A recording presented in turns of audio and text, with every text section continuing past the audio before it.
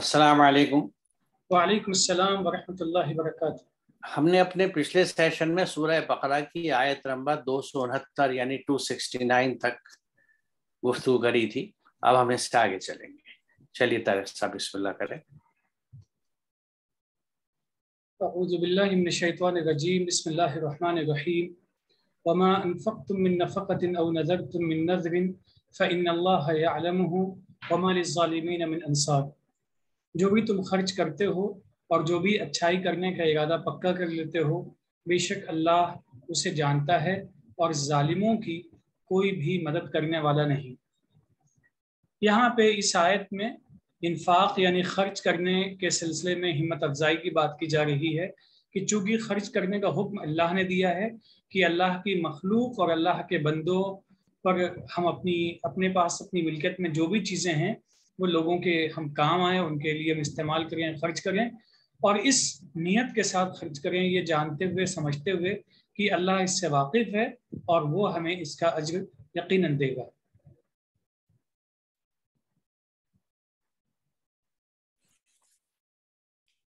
देखिए यहाँ पे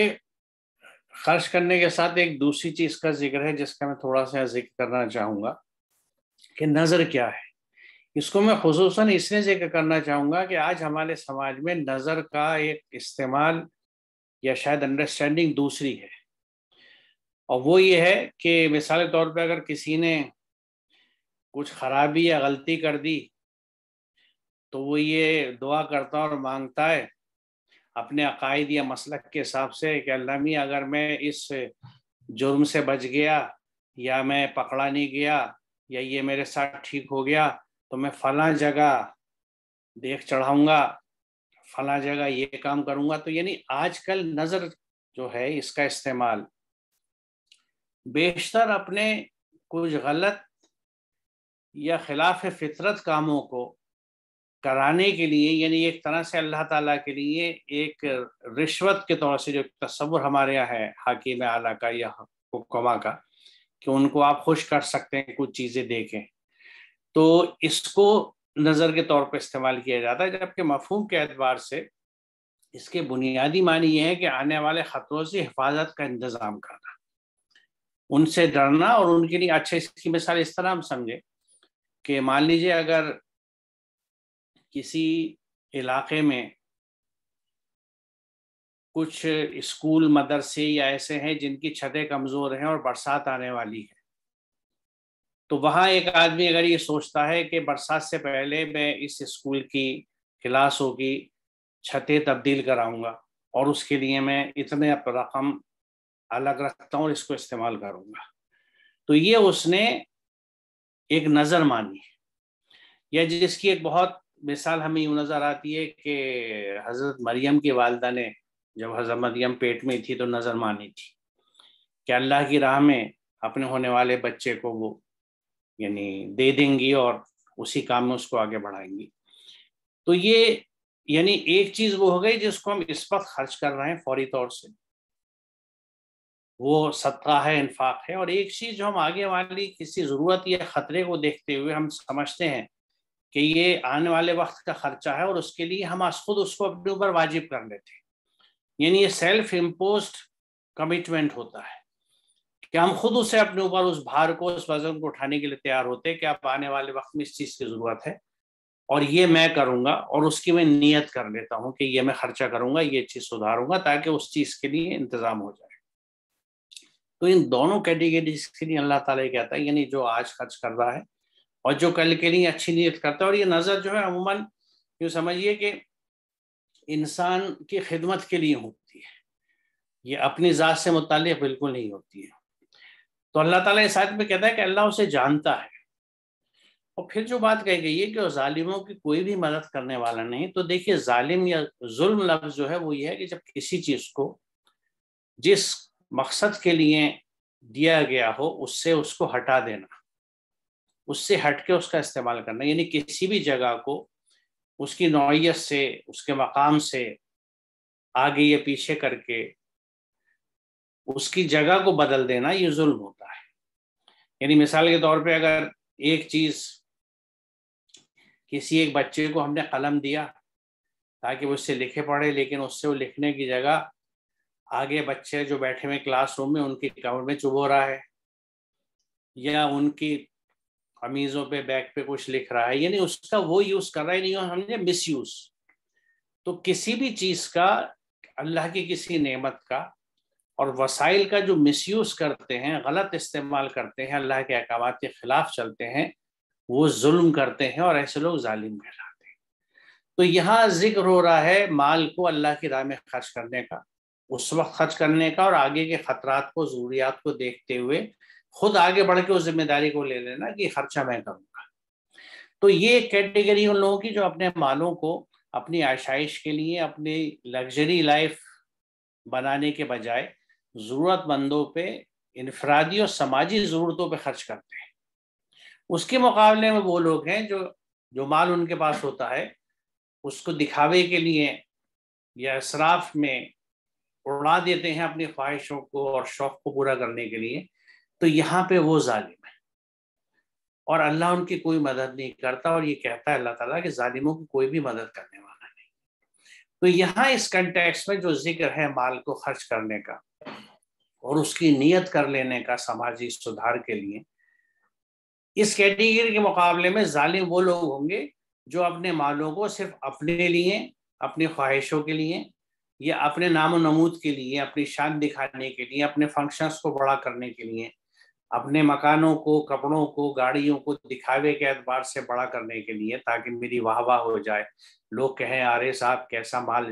کرتے ہیں، کیسی گاڑی ہے، کیسی شادی کری تھی، اتنے کروڑوں کی شادی ہوئی تھی، جو اکثر چرچے ہوتے ہیں، لیکن ہم یہ بھول جاتے ہیں یہ چرچے چند دن ہوتے ہیں، اور آپ کے فنکشن میں جو لوگ شریک ہوئے ہیں، اگر ان سے آپ ایک سال بعد پوچھیں کہ فلاں صاحب کے فنکشن میں آپ نے کیا کھایا تھا اس ضیافت میں، اس دعوت میں، تو میجورٹی کو یاد نہیں ہوگا، الا یہ کہ وہ افراد جن کا کام ہی کھانے کو کھانا اور یاد رکھنا ہے، اور زندگی میں کوئی اور کام نہیں ہے۔ چند لوگ ہوتے ہیں ایسے، بہت زیادہ نہیں ہوتے، اکثریت کو نہیں یاد ہوگا۔ تو جس چیز کو لوگ یاد نہیں رکھتے اور جس پہ کوئی زیادہ چرچے بھی نہیں ہوتے، یعنی ہمیں کچھ حاصل نہیں ہوتا، جو چیز ہم چاہتے ہیں وہ بھی حاصل نہیں ہوتی، تو اسے اس طرح سے اللہ کے احکامات کے خلاف خرچ کر کے ہم اپنے آپ کو ظالم بنا لیتے ہیں۔ اور قرآن میں کئی جگہ اس بات کی وضاحت کی گئی کہ اللہ تعالیٰ ظالمین کو ہدایت نہیں دیتا، جب ہدایت نہیں دیتا تو ظاہر ان کی بخشش بھی نہیں ہونی۔ تو یہاں سے کچھ اور آیتیں بھی جو آگے ہم دیکھیں گے کہ مال کے استعمال، اور خاص طور سے کس طرح سے وہ دوسروں کے لیے اور ان کی فلاح کے لیے اور ان کو پیروں پہ کھڑا کرنے کے لیے استعمال کرنے کی کس طرح سے تاکید ہے۔ اور جب ہم ان آیتوں کو پڑھیں تو اس آئینے میں اپنے آپ کو بھی دیکھیں اور اپنے سماج کو بھی دیکھیں، کیونکہ یہ سب ہمیں بہت جلدی سے اور یعنی درشا دیتا ہے کہ ہمارا قرآن سے کتنا تعلق ہے، اور ہم قرآن کے احکامات پر جو اتنے واضح ہیں کتنا کم عمل کرتے ہیں۔ چلیے آگے چلتے ہیں۔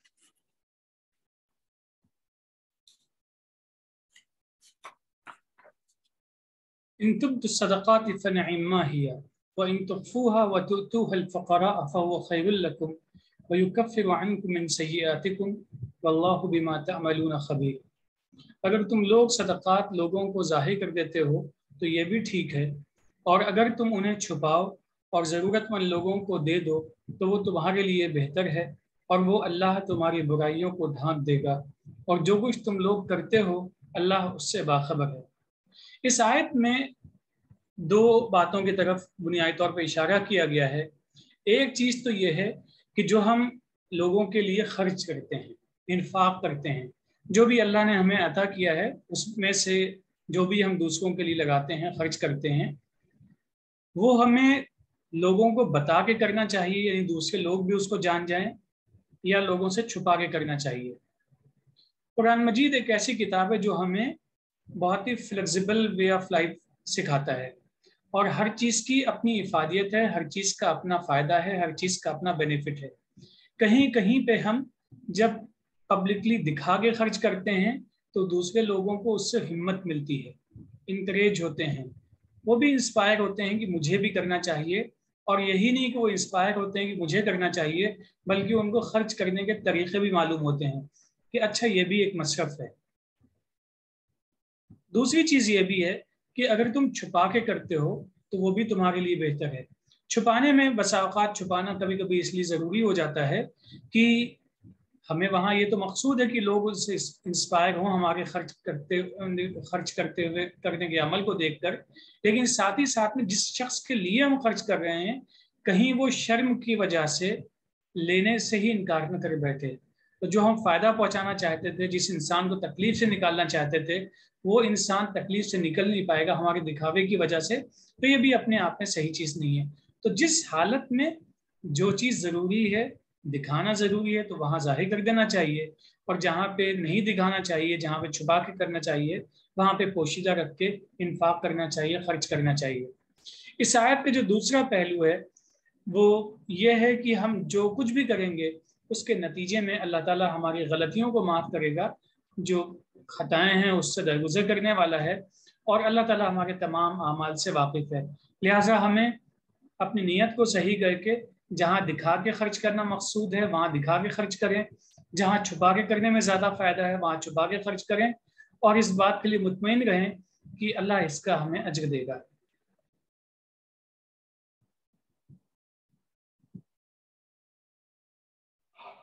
جی آپ نے درست فرمایا۔ اصل میں بنیادی چیز یہ ہے کہ ہماری نیت کیا ہے، کیونکہ شیطان انسان کے ساتھ ہے، اور اگر وہ انسان کو یعنی اس کے نفس کو آمادہ پاتا ہے کہ یہ کچھ کار خیر میں خرچ کرنا چاہتا ہے، مدد کرنا چاہتا ہے، تو پھر وہ یہ سوچتا ہے کہ اس کو دکھاوے کے پہلو پہ لے آؤ، اس سے ظاہر اجر بھی کم ہوگا، بلکہ ہو سکتا ہے وہ بیلنس یا توازن جو ہے دوسری طرف بگڑ جائے۔ تو ہمیں اس بات کی بہت احتیاط کرنی چاہیے کہ چاہے دل میں کتنی خواہش ہو، اور اگر گھر میں مشورے سے کسی مدد کا کام ہو رہا ہے تو چاہے بچے یا اہل خانہ یہ کہیں کہ نہیں کوئی حرج نہیں ہے، اگر سب لوگ بھی دیکھ لیں اور اس سے دوسرے لوگ بھی موٹیویٹ ہوں گے، تو یہاں دیکھنا یہ ضروری ہے کہ اب واقعی موٹیویشن کا اینگل ہے۔ اگر موٹیویشن کا اینگل ہے، اور دوسرا رخ اس کا یہ ہے کہ جس کو ہم دینا چاہتے ہیں وہ بھی اس ماحول میں اس بات کو جانتے ہوئے کہ لوگ اس بات سے واقف ہیں کہ مجھے مدد کی جا رہی ہے، اگر وہ اس کے لیے تیار ہو تو یہ کنڈیشن بہتر ہے کہ کچھ لوگوں کو بھی پتہ لگے گا تو وہ موٹیویٹ ہوں گے، اور جس کی آپ مدد کر رہے ہیں اس کو کسی طرح کا نقصان ملے گا۔ لیکن اکثر یہ دیکھا گیا ہے کہ جو ضرورت مند ہوتا ہے وہ یہ نہیں چاہتا کہ میرے فقر کی، میرے مفلسی کی، میری تنگ دستی کی خبریں باہر بہت زیادہ پھیلیں، کیونکہ معاملہ عزت نفس کا بھی ہوتا ہے، اور پھر ہر آدمی یہ چاہتا ہے کہ میں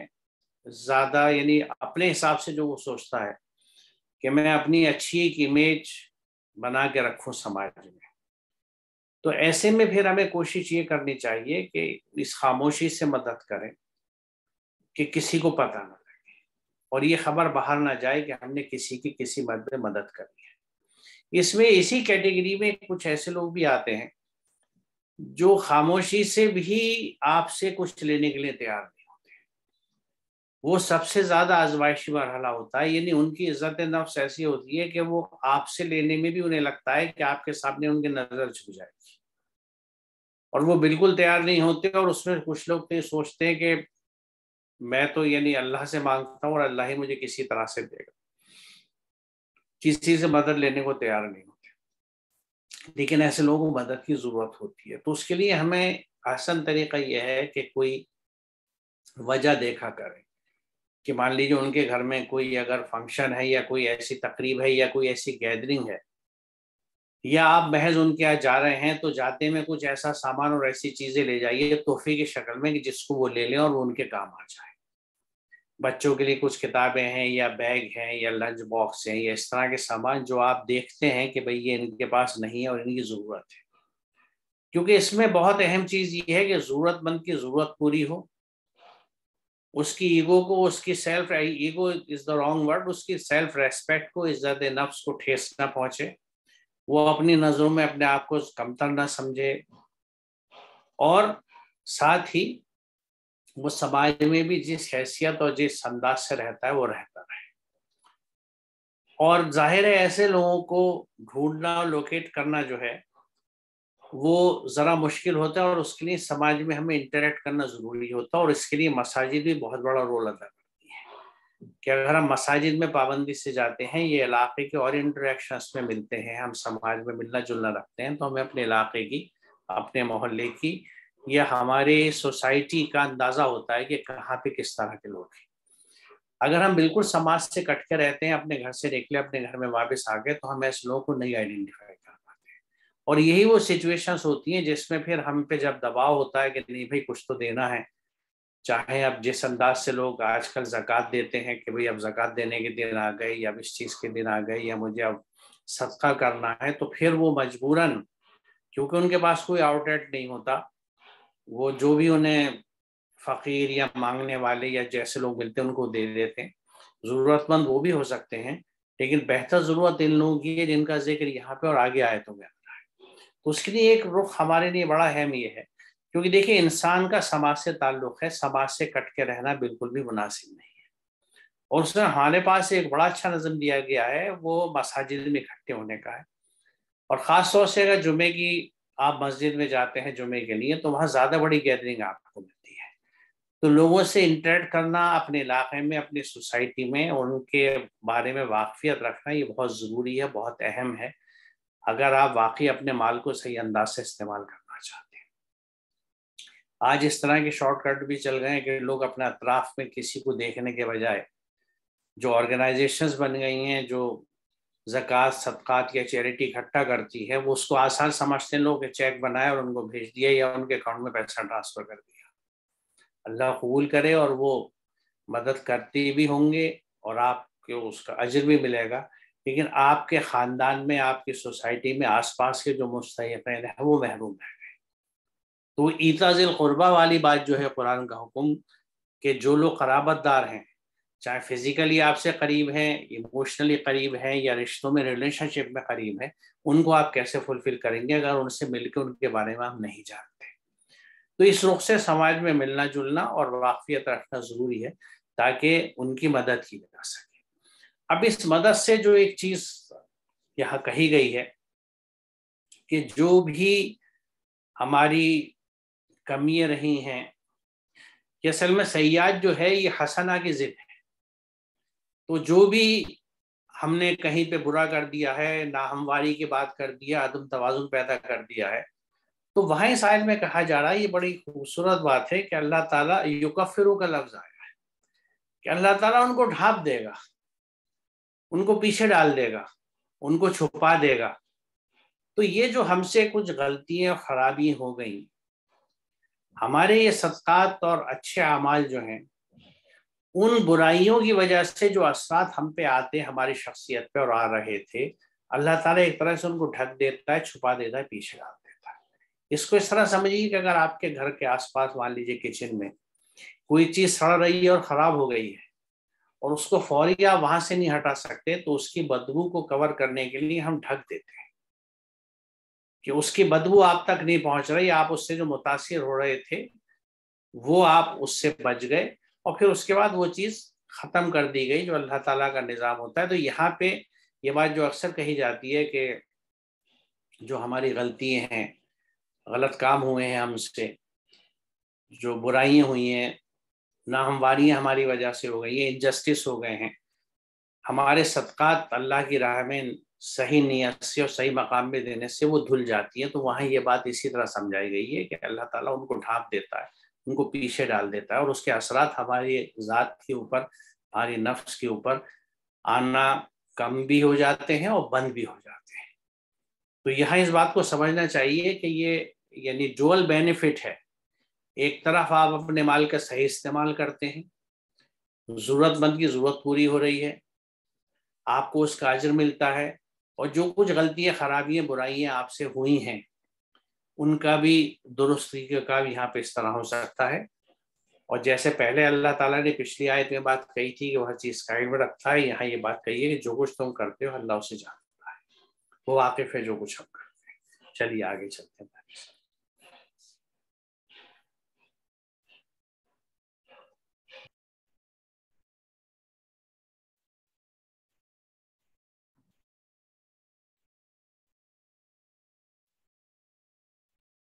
लैसा अलैका हुदाहुम वलकिन अल्लाह यहदी मन यशाउ वमा तुनफिकू मिन खैरिन फलिअनफुसिकुम वमा तुनफिकून इल्ला इब्तिगाअ वजहिल्लाह वमा तुनफिकू मिन खैरिन युवफ़्फ़ा इलैकुम व अंतुम ला तुज़लमून। इनकी हिदायत तुम्हारे ज़िम्मे नहीं, यही तुम्हारा काम रास्ता दिखाना है। जो खुद चाहता है अल्लाह उसे रास्ता दिखाता है। तुम लोग जो भी खैर के लिए खर्च करोगे वो खुद तुम्हारे लिए होगा, और जो कुछ तुम खर्च करो सिर्फ अल्लाह की तवज्जो हासिल करने के लिए करो। जो भी भलाई करोगे वो तुमको लौटा दी जाएगी, यानी उसका पूरा बदला तुमको मिलेगा और तुम पर जुल्म नहीं किया जाएगा। इसमें एक जो पहला हिस्सा है लैसा अलैका हुदा, हमारा काम या जो भी इस कुरान के पैगाम को दूसरों तक पहुंचाना कोशिश में लगे हुए हैं, अच्छी बात बताना जिम्मेदारी है, लेकिन दूसरों को अमली तौर पे आमादा कर लेना, इसमें कामयाबी मिलती है तो ठीक, और नहीं मिलती है तब भी मुतमईन रहना चाहिए। ये उनका अपना फेल है कि वो सही जानने के बाद उसको कबूल करते हैं या उसको रिजेक्ट कर देते हैं और मुंह फेर के दूसरी तरफ चले जाते हैं। वो उनका मसला है, अमल करते हैं तो ठीक है, और नहीं करते हैं तो वो उनके और उनके रब के दरमियान का मसला है।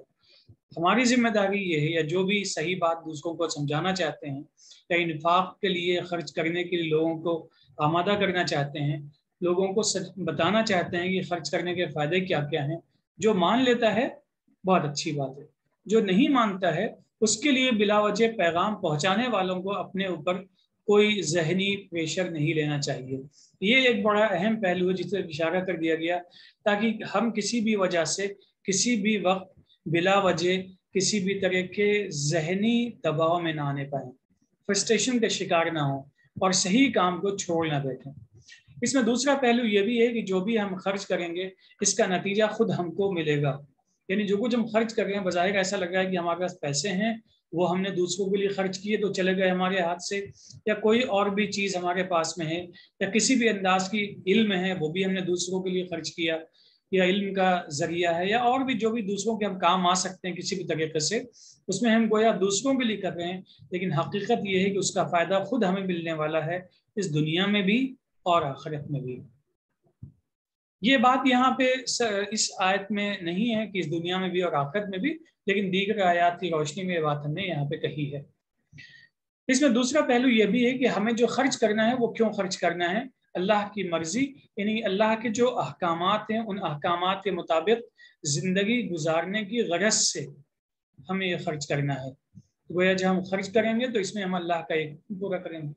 और अल्लाह का जब हुक्म पूरा करेंगे तो यकीनी तौर पे वो हमें भरपूर उसका बदला देगा, जिसकी वजाहत आयत के आखिरी हिस्से में है, वमा तुनफिकू मिन खैरिन युवफ़्फ़ा इलैकुम व अंतुम ला तुज़लमून। जो भी तुम खैर करोगे, सिर्फ पैसों का मसला नहीं है, जो भी खैर हम दूसरों के हक में करेंगे, जो भी भलाई हम करेंगे दूसरों के हक में, उसका हमें पूरा पूरा बदला मिलेगा, और अल्लाह किसी भी सूरत में हमारे साथ नाइंसाफ़ी और जुल्म नहीं करेगा।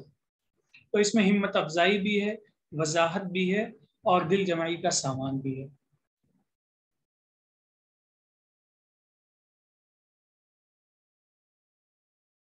जैसा आपने कहा कि भलाई जिस तरह की भी होगी उसका अजर हम ही को मिलेगा। यहाँ जो कि माल के ताल्लुक से बात है, इसलिए वहीं पे फोकस रखते हुए हम देखते हैं कि अक्सर समाज में ये बात नोट की गई है कि अगर कहीं पे कोई साहब किसी मद में पैसा खर्च करते हैं और देना चाहते हैं तो वो अक्सर अपने साथियों को ना सिर्फ कहते हैं, मोटिवेट करते हैं, बल्कि दबाव भी डालते हैं, भाई तुम भी दो ना, मैं इतना दे रहा हूं तुम इतना दे दो। तो यहाँ इस चीज से मना किया गया है कि किसी को हिदायत देने की जिम्मेदारी हमारी नहीं है। माल के ताल्लुक से हमें जो अहकामात हैं अल्लाह के, और वो अहम है खास तौर से आज के ज़माने में, क्योंकि आज माल के साथ हमारी जो डीलिंग है वो बिल्कुल अलग अंदाज की है। अगर देखा जाए तो कुरान के अहकामात और कुरान की तालीमात से बिल्कुल मुखालिफ सिमत में है, जिसको 180 डिग्री अपोजिट कहते हैं। ये बिल्कुल एक दूसरे से मतदाद है, दो अलग अलग पोल्स हैं। और इस दो अलग अलग पोल पे एक तरह से कहा जाए तो वो लोग हैं जो अपने आप को मुसलमान कहते हैं, यानी कुरान पे अमल करने वाले, अल्लाह के हुक्म को मानने वाले, और दूसरे पोल पे वो अल्लाह का हुक्म है। تو مال کے تعلق سے اتنا بڑا فرق ہونے کے باوجود، اتنا پولرائزیشن ہونے کے باوجود بھی ہم صرف لوگوں کو بتا سکتے ہیں کہ دیکھو مال کے تعلق سے اللہ کے احکامات ہیں، اور عملاً اسے کر کے دکھا سکتے ہیں، لیکن ہم کسی کو دباؤ نہیں ڈال سکتے، فورس نہیں کر سکتے کہ آپ بھی ایسا کریں۔ دیکھیے اللہ کے احکامات کے تعلق سے ایک تو یہ بات ہم سمجھ لیں کہ اللہ کے ہر حکم کی اتباع، اللہ کے ہر حکم پہ عمل کرنا عبادت ہے، اور اس میں بڑی اہم بات جو ہے جو قرآن ہمیں سمجھاتا ہے کہ اللہ تعالیٰ کو وہی عبادت پسند ہے جس میں ذرا سی بھی دل کی تنگی شامل نہ ہو، یعنی جو صاحب اس کو کر رہے ہیں ان کو ذرا سی بھی گراں محسوس نہ ہو، ذرا سی بھی دل میں گھٹن محسوس نہ ہو۔ یہ حرجہ کا لفظ آیا ہے اس کے لیے خصوصا، کہ ذرا سی بھی دل میں انہیں تنگی نہ لگے کہ اچھا مجھے یہ پیسے خرچ کرنے میرے پاس کیا بچے گا، یہ فکر اور یہ ذرا سی بھی گھٹن آ گئی تو وہ اللہ کے قبولیت کے درجے کو نہیں پہنچتا۔ اللہ تعالیٰ کو عبادت، اللہ تعالیٰ کو بندگی وہی پسند ہے جو کرنے والا اپنی پوری خوش دلی سے کرے، اپنی پوری رضامندی کے ساتھ کرے، پوری کشادگی کے ساتھ کرے۔ تو اس لیے یہاں اس کو ہمیں ذہن میں رکھنا چاہیے کہ پھر سوال یہ ہے کہ اگر ہم کسی کو موٹیویٹ نہیں کریں گے تو اس کو ہدایت ملے گی کیسے؟ تو اس کے لیے یہیں پہ جواب دیا گیا کہ ہدایت اللہ اسی کو دیتا ہے جو خود ہدایت مانگتا ہے۔ تو جب تک مجھے خود ہدایت، مجھے یہ احساس نہ ہو کہ میں کچھ غلط کر رہا ہوں اور اس کے لیے درست راستہ مانگوں اور اللہ تعالیٰ نے جو کچھ بتایا ہے اس کے حساب سے اپنی زندگی گزاروں، کیونکہ دیکھیے قرآن میں شروع میں ہی یہ فلسفہ بتا دیا گیا تھا کہ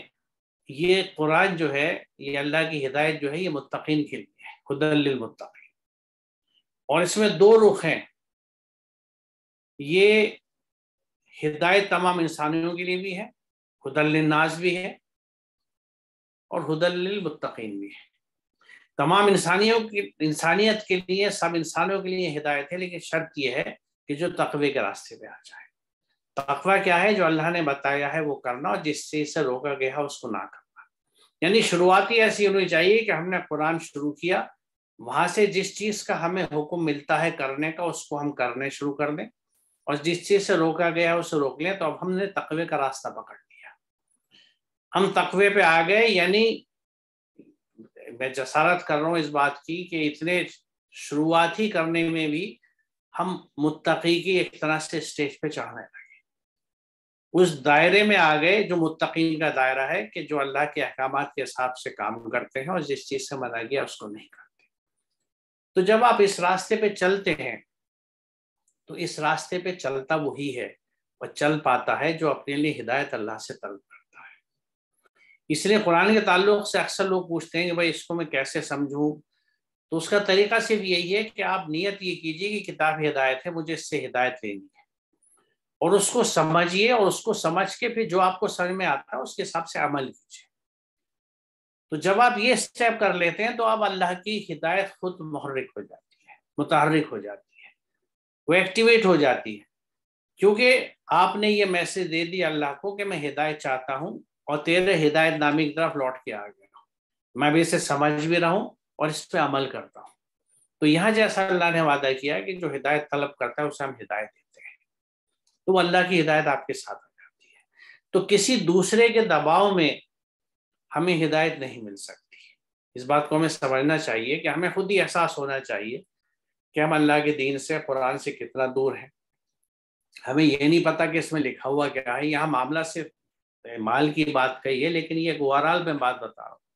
کہ ہم قرآن کچھ سمجھتے نہیں ہیں تو ہماری زندگی کس طرح قرآن سے ہٹ کے گزر رہی ہے، جبکہ قرآن اللہ کا وہ حکم ہے جس طرح کے احکامات پہ پوری کائنات چلتی ہے۔ اس کائنات کی ہر شے آج ہر کوئی یہ تسلیم کرتا ہے کہ وہ پرفیکٹ ہے، اس کے سسٹمز بہترین ہیں۔ تو جو قوانین اللہ کے اس کائنات کو پرفیکٹلی چلاتے ہیں،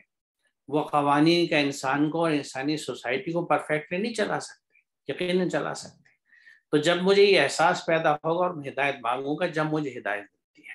تو ہم یہ خیال چھوڑ دیں جو ہمارے یہاں بہت لوگوں کو ہے کہ ہم دوسروں کو ہدایت دکھائیں گے، دوسروں کو ہدایت پہ لے کے آئیں گے۔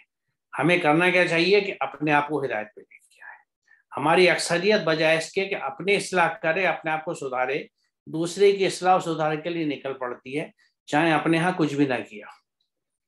تو یہاں قرآن کا پورا فلسفہ جو ہے، قرآن میں 2 جگہ بالکل کلیئر یہ بات کہی گئی ہے کہ سب سے پہلے مسلم تم خود بنو۔ تو سب سے پہلے ہمیں خود ہدایت لانی ہے، اور اس ہدایت پہ آنے کے بعد جو اچھی اور مثبت تبدیلی ہمارے کردار میں، ہمارے اخلاق میں، ہمارے معاملات میں آتی ہیں، وہ لوگ اپنے طور سے خود اٹریکٹ کرتی ہیں ہماری طرف، اور انہیں یہ لگتا ہے کہ بھئی یہ کن چیزوں پہ عمل کرتا ہے، اس کے پیچھے کیا چیز ہے، یہ ایسا کیوں ہے، اس کا کردار ایسا کیوں ہے۔ مسلم کردار جو آج کے زمانے میں ہوتا ہے وہ یقیناً ایسا ہوگا کہ لوگ چونکیں گے بھئی کیسا آدمی، بشرطیکہ وہ کردار ہمیں کہیں نظر آئے۔ تیسری بات اس میں کہی جا رہی ہے کہ جو کچھ تم کرو اس کو صرف اللہ کی توجہ، اس کی رحمت کو اپنی طرف لینے کے لیے کرو، یعنی ہمارے دل میں خالصتاً اللہ کی بندگی کا تصور ہو، اس کے احکامات پہ عمل کرنے کا تصور ہو، چاہے کہ ہم اللہ ہی کے رخ پہ چل پڑیں۔ کیونکہ دیکھیے بندگی جو ہے وہ ہمیں ایک طرح سے اللہ ہی کی چیزوں کو یا اللہ کے جامع میں تھوڑا سا آنے کی کوشش کرتے ہیں، یا اللہ کے سمجھیے اس اوصاف کو ظاہر کرنے کی، اور اللہ اس تعالیٰ کو پسند کرتا ہے اس بات کو، اور یہی وہ چاہتا بھی ہے کہ اگر وہ رحیم ہے تو ہمارے یہاں بھی رحم کا عنصر، اگر وہ رازق ہے تو ہم بھی رزق جہاں تک جس کو دے سکیں تھے، اگر وہ ہر چیز کا علمی احاطہ کرتا ہے تو ہم بھی اس کی کائنات کا علمی احاطہ کریں۔ یہ بالکل اسی طرح ہے جس طرح ایک باپ یہ چاہتا ہے نا کہ اس بچے میں اسی کی جھلک ملے، وہ جیسا دکھے، اور بہت خوش ہوتا ہے اگر کوئی یہ کہتا ہے کہ بھئی آپ کا بیٹا تو بالکل آپ جیسا ہے، ہی از فادرز سن۔ تو اللہ تعالیٰ بھی یہی چاہتا ہے کہ میرے بندے میری ہی ادائیں دکھائیں، میرے ہی طریقے پہ چلیں۔ تو جو یہ اللہ کا رخ ہے دینے کا، احسان کا، رحیمی کا، وہ جب ہم اپناتے ہیں تو اللہ تعالیٰ اس کو پسند کرتا ہے، اور یہی مطلوبہ ہے کہ اللہ تعالیٰ کے رخ ہی کی طرف ہم چلیں اور اسی کو ہم اختیار کریں، اور بہرحال جو بھی ہم خیر کرتے ہیں اس کا اللہ تعالیٰ کا اجر ملتا ہے،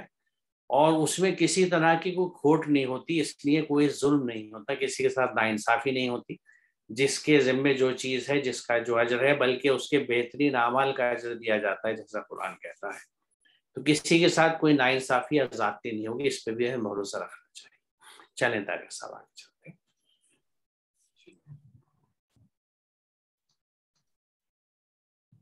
للفقراء الذين احصروا في سبيل الله لا يستطيعون ضربا في الارض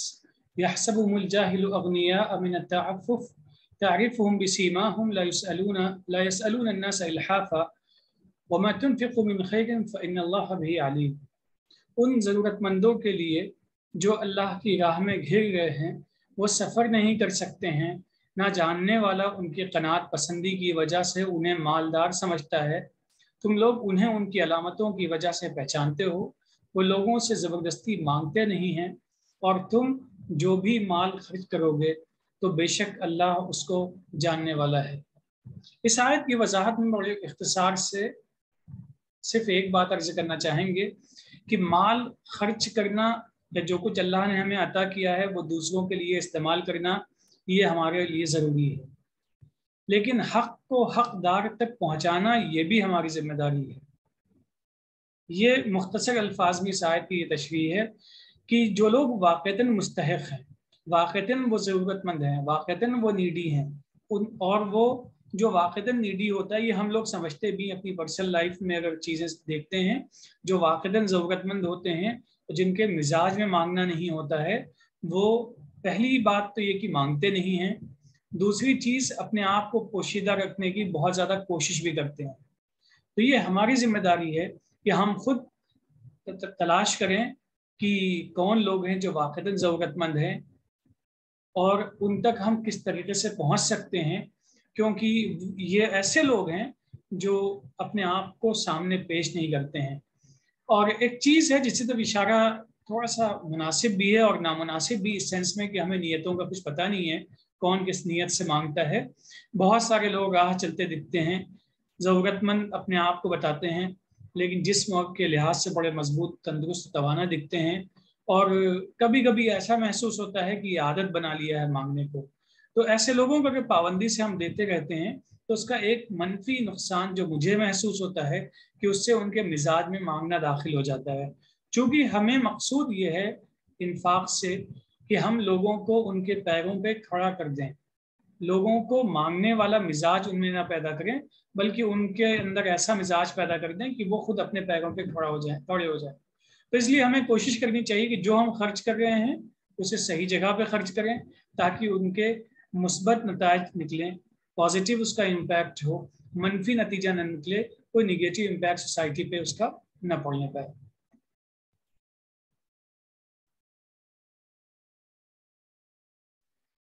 اس میں دیکھیے اگر ہم پیچھے آئے تو اسے دیکھیں تو انفاق کے یعنی مال خرچ کرنے کے طریقے اور کن کن پہ خرچ کیا جا اس کا ذکر ہے.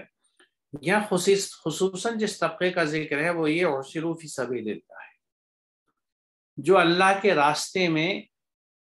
پھنس گئے ہیں، محصور ہو گئے، یعنی ان کا انوالومنٹ کسی بھی کار خیر میں اتنا زیادہ ہے کہ وہ وقت نہیں نکال پاتے اپنے لیے اللہ کا فضل اکٹھا کرنے جمع کرنے کے، سفر نہیں کر سکتے. بہت سے لوگ ہوتے ہیں ہم اپنی زندگی میں جانتے ہیں کہ وہ اپنے کمٹمنٹس پہ جو وہ کام کر رہے ہیں، مثال طور پر آپ ایسا سمجھیے کہ آج کے شخص میں کچھ افراد ہیں جو یہ سمجھتے ہیں کہ بھائی آج کے زمانے کے حساب سے قرآن فہمی کے لیے کوئی کمنٹری تیار کی جائے، یا آج کے مسائل کے لیے قرآن سے ہم ایک باقاعدہ ہدایت نامے تیار کریں. یعنی وہ ایک ایسی چیز جس کے لیے انہیں مستقل قرآن کا مطالعہ اور ریسرچ کرنی رہتی ہے اور اس میں سرگردہ رہتے ہیں. کہیں پہ کوئی شخص ایک لائبریری یا اسکول یا ادارہ قائم کرنا چاہتا ہے تاکہ بچوں کو صحیح انداز سے تربیت دی جا سکے، وہ کسی بھی قوم کے بچے ہوں ان کو اچھا انسان بنایا جا سکے، اور اس میں وہ دن رات لگا ہوا ہے، اپنی جمع پونجی بھی لگاتی ہے. اب یہ وہ لوگ ہیں کہ جو کسی مقصد کے تحت ایک جنونی کیفیت میں لگے ہوئے ہیں اور سب کو دکھ رہا ہے کہ یہ شخص مستقل اس کام میں ہے، لیکن اس کا ایک گھر بھی ہے، اس کا ایک خاندان بھی ہے جس کی ضروریات کے لیے وہ نہ سفر کر سکتا ہے، نہ محنت کر پا رہا ہے، نہ وقت ہے، کیونکہ اب اس کے سامنے یہ ہے کہ یا تو اس مشن کو چھوڑ دوں، یہ جو اللہ کے احکامات یا اس کی راہ میں جو میں کوشش کر رہا ہوں اس کو چھوڑ دوں. تو ایسے میں وہ بالکل کفایت شاعری کی زندگی گزارتے ہیں کہ جو کچھ تھوڑا بہت ان کے پاس ہے یا کما لیتے ہیں اس وقت میں اس سے اپنا گزارا کرتے ہیں. تو وہ کفایت شعار فیملی ہوتی ہے، قناعت پسند ہوتی ہے، کنٹینٹڈ فیملی ہے، لیکن ان سے انٹریکشن میں آپ یہ اندازہ لگا سکتے ہیں کہ وہ ان کے ہاں وہ کس اللہ تعالی سے جس کو کہتے ہیں نا پیسہ نہیں ہے، وہ فراوانی نہیں ہے، وہ رچنس نظر نہیں آتی ان کے کھانے پینے میں، ان کے اٹھنے بیٹھنے میں. تو یہ وہ خاص طبقہ ہے جس کو ہمیں اپنے اطراف میں دیکھنا چاہیے اور ان کی مدد کرنی چاہیے، اور وہ مدد اسی انداز سے ہوگی کہ ان کی عزت نفس جو ہے وہ برقرار رہے. کیونکہ اس کے مخالف میں یا ایک طرح سے اس کے لیے دوسرا کنٹراسٹ جو قرآن یہ آیت پیش کرتی ہے وہ یہ ہے کہ جو لوگ لوگوں سے لپٹ کے مانگتے ہیں، یہ لپٹنے والوں میں سے نہیں ہے. آپ نے جن لوگوں کا ذکر کیا تھا ابھی کہ وہ سڑکوں پہ نظر آتے ہیں، وہ لپٹنے والے ہوتے ہیں، آپ کے پیچھے لگ جائیں گے، آپ کا پیچھے نہیں چھوڑیں گے، آپ کی سواری کے پیچھے لگ جائیں گے. تو اس کنٹراسٹ کے مقابلے میں، ان کے مقابلے میں یہاں وہ لوگ بیان کیے جا رہے ہیں کہ جو اپنے آپ کو اس طرح مینٹین کر کے یا دکھا کے رکھتے ہیں کہ کپڑے بھی صاف پہنیں گے چاہے بھلی 2 جوڑے ہوں، سفید کپڑے ہوں، پتہ نہیں لگتا کہ بار بار بدلے جا رہے ہیں، انہی کو دھویا انہی کو پہن لیا. یعنی سماج میں ایک ریسپیکٹیبل پوزیشن وہ مینٹین کر کے رکھتے ہیں، کسی کو بتاتے نہیں ہیں لیکن تنگی میں گزارا کر رہے ہیں. تو ایسے لوگوں کو اگر ہم تھوڑی سی بھی تفصیل سے دیکھیں تو آئیڈینٹیفائی کرنا مشکل نہیں ہوتا، کیونکہ ایک کہاوت بھی ہے کہ there is a will there is a way، جہاں چاہ وہاں راہ. تو اگر ہم اس طرح کی نیت رکھتے ہیں تو یہاں پہ بھی، بلکہ ہر جگہ جہاں آپ اچھی نیت سے کھڑے ہوتے ہیں تو اللہ کی مدد آتی ہے، وہ راستہ بھی دکھاتا ہے، آپ کو منزل تک بھی پہنچاتا ہے. تو یہ ایک اور کیٹیگری سماج کی ہے جس کے لیے قرآن ہمیں سمجھاتا ہے کہ ایسے لوگ جو اللہ کے راستے میں کام کر رہے ہیں، فی سبیل اللہ، اللہ کے دیکھیں اللہ کے جو راستے ہیں وہ سب وہی جو انسانیت کی فلاح و بہبود کے ہوں. تو انسانیت کی فلاح و بہبود کے لیے for the welfare of the society جو لوگ لگے ہوئے ہیں اتنے ڈیووشنس کے ساتھ کہ وہ اپنے فیملیز کے لیے بہت زیادہ وقت نہیں دے پاتے، تو ان کو اٹینڈ کرنا، ان کو سنبھالنا بھی ہماری ذمہ داری ہے. اور تم جو بھی بھلائی کرو گے تو اللہ اس کا جاننے والا ہے. یہ بات ہر جگہ بتائی جا رہی ہے تاکہ ہمیں یہ تسلی رہے کہ جو کچھ ہم کرتے ہیں اس کا ریٹرن ہمیں ملے گا اور اللہ تعالیٰ اس کو دیکھ رہا ہے، یعنی یہ چیز ہماری ضائع نہیں ہو رہی ہے. یہ ہماری تسلی کے لیے ہے، کیونکہ بہرحال یہ تو ایک حقیقت ہے جو ہر کوئی سمجھتا ہے کہ اس سے کوئی چیز چھپی ہوئی نہیں ہے، اور اس کا انصاف ہے، ہر ایک کو بھرپور بدلہ ملے گا ان تمام چیزوں کا، اچھی یا بری جو اس نے کی ہو. تو کیا اب رکے طارق صاحب یہاں پر ہم؟ جی یہاں رک جاتے ہیں. بہتر ہے، تو انشاءاللہ اگلے سیشن میں سے آگے چلیں گے. وآخر دعوانا الحمدللہ رب العالمین. السلام علیکم. وعلیکم السلام.